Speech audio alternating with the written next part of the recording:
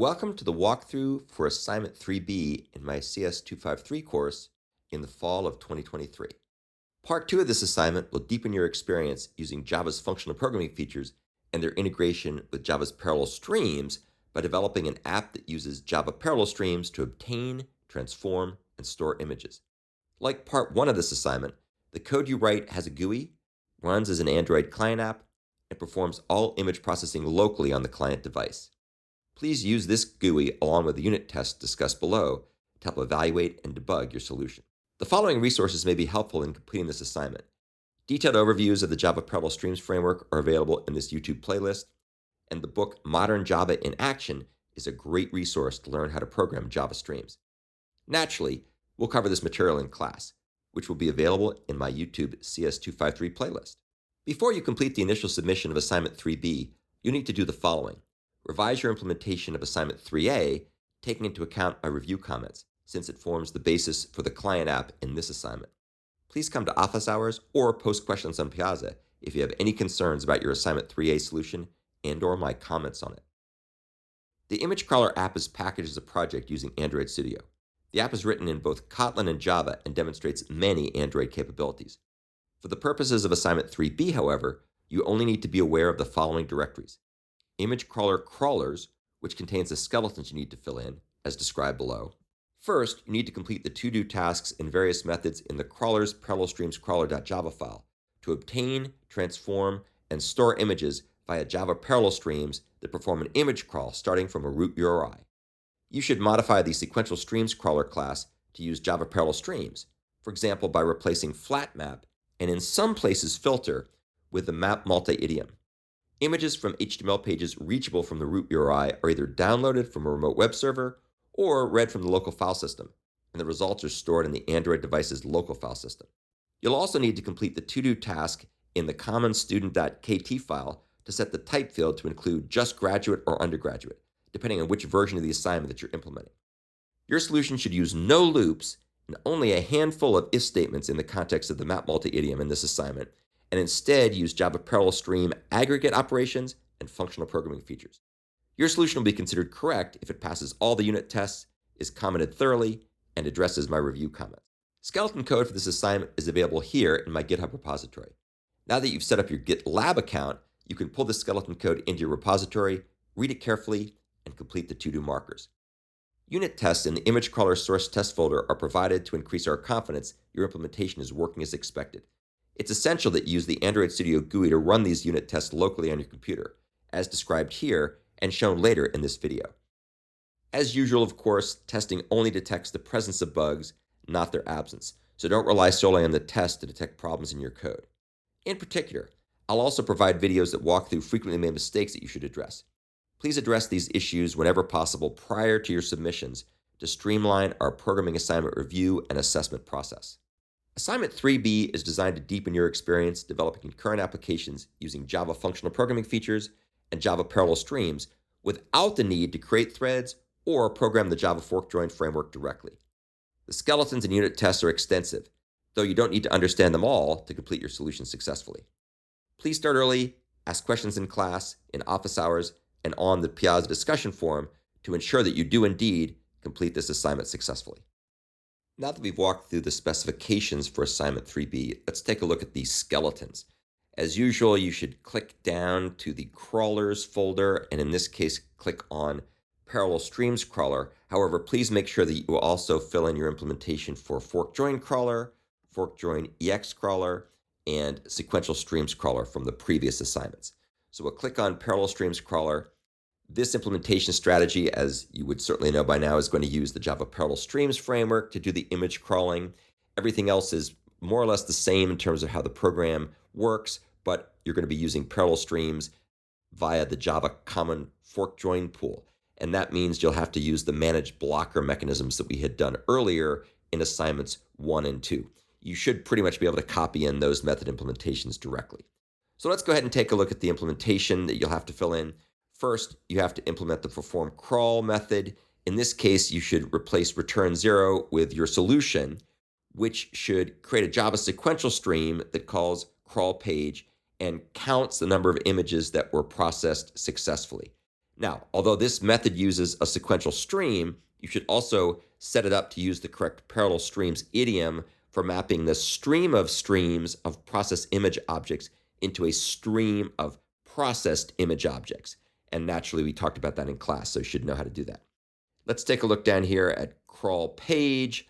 This implementation is going to take a page URI and a depth, and then it'll crawl and return a stream of images reachable from that particular page URI.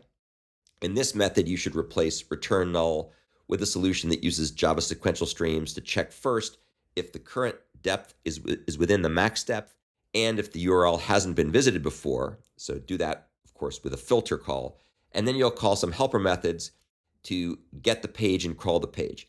A couple things to note here. Make sure that you call the helper method that gets the page in the context of another helper method below that you've done in earlier assignments that expands the Java common fork join pool as needed if/when blocking occurs. Once again, although this particular method uses a sequential stream, it should also use the correct parallel streams idiom for first getting the HTML page associated with the URI, and then mapping the stream of streams of process image objects into a stream of processed image objects. And in order to do this, you'll actually need to make two separate calls to the method that is the correct idiom here. And you'll also need to do a little bit of if statements in order to ensure that you filter out nulls. So this is how we're going to get around having to use a separate call to filter for objects that are non-null and instead nest this inside of that special idiom that we've talked about in class. So you'll have to make a couple of calls there, and it may take a little bit of thinking to see how to do this, but it's really pretty cool. Let's now take a look at process page. Process page is going to take a page that's been opened and a depth.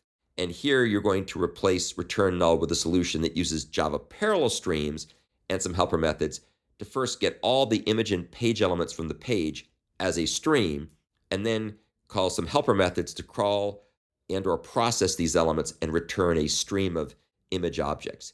You need to make sure, once again, you use the correct parallel streams idiom for reducing the stream of process image objects into a stream of processed image objects. And here you're not actually using the reduce method, you're using the other technique that we talked about in class, but you're effectively reducing things so it comes back as a stream of images rather than a stream of images. Down here is the process image method, which will process an image by applying the transforms that have not already been applied and cached. So in this case, you're going to replace return null with a solution that will create a one-element Java sequential stream that either gets or downloads the image from the given URL, depending, of course, whether it's cached or not, using helper methods defined up in the image crawler superclass, and then calls a helper method in this class, which you can probably guess, to transform each image and return a stream of transformed images. Once again, although this method uses a sequential stream, it should also call the correct parallel streams idiom for mapping the stream of streams of processed image objects into a stream of processed image objects.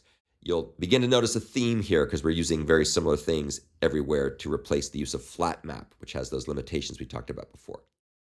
Here's the final image transform method. There's a couple other methods, but they really deal more with blocking. And this one is called transform image, as you can see, and it's going to apply the current set of crawler transforms on the image that's passed in as a parameter, and it returns a stream that contains all the successfully transformed images. So here you're going to replace return null with a solution that uses Java parallel streams to filter, transform, and store an image using helper methods defined in the image crawler superclass and return a stream containing the non-null transformed images. And make sure here that you're also using this idiom we've talked about before, which allows you to collapse the use of the various methods for mapping and filtering non-null images. You should just have a single call to that magic method that can be used for both mapping and filtering. There should also be another call here to filter, but that occurs before the magic call. So finally, what we have at the very bottom are the two methods that you should be able to cut and paste from previous solutions. The first is call in manage blocker, which uses blocking task call in manage block to run the supplier parameter as a managed blocker. And that way we can have it automatically expand the common fork join pool as needed. And then finally, we have this other method called managed blocker download image, which will use call in manage blocker defined up here and the download image method to download the item here in a managed blocker. And make sure that you use this method earlier up here when you're doing this implementation to pass as the correct parameter. No longer just call download image, because now we have to be concerned with blocking, since in this case we're running in a parallel stream using a pool of threads from the common fork join pool. So that's essentially the outline of the skeleton. It's a little bit more complicated than the one for assignment 3A that used sequential streams, primarily because we're working around the limitations with FlatMap by using the magic parallel streams idiom we've talked about in class. And there's a few other little tweaks, but I think you'll find it very interesting and will hopefully give you some new insights about how to write parallel streams that are more simplified and concise by using this magic method we've talked about. Now that we've walked to the specification and the skeletons, it's time to take a look at running the unit tests. As usual, you can do this a couple ways. You can come and click on the tests folder, and then the test subfolder, and then finally the edu Vanderbilt image crawler crawlers subfolder, and so on. And you'll see that there's 4 different sets of tests. Tests for assignment 1, assignment 2, assignment 3A, and now assignment 3B. So as usual, you can run those by right-clicking and just say run tests, and that will start the tests compiling and running. Make sure that you run all the tests, make sure that you pass all the tests, make sure that you include your solutions for all the previous assignments, otherwise you're going to lose points unnecessarily. As you can see here, no surprise, since this is my solution, we have all the tests passing for all the different variants of the tests, and make sure that you do that as well. You can see that we've added a number of tests for the parallel streams crawler, and they will require you to use the appropriate method chains for parallel streams using the modern way of dealing with the limitations with FlatMap by using map multi. Now that we've shown how to run the unit test, let's also show running the app in the emulator to demonstrate the difference between the sequential streams implementation and the parallel streams implementation. So we'll come up here and we'll select sequential streams, and then we'll come back over here and click the button to download. And you can see everything is downloading literally sequentially from left to right, top to bottom. There's no interspersing of images. Everything works that way. And you can see it takes about 7 seconds or so to run with a single thread. Now we'll reset this to use parallel streams instead of sequential streams, and we'll start running it again. And this time you can see that things are running in parallel. It's running faster. It took only about 4 seconds to run. And if you look closely, you can also see it took 4 threads. So 4 threads were doing the processing, demonstrating the performance improvement that you get by using parallel processing and parallel streams when implemented correctly. You'll also notice that the images are interspersed a bit more, demonstrating the intentional non-determinism of downloading and processing in parallel using the common fork join pool in Java parallel streams.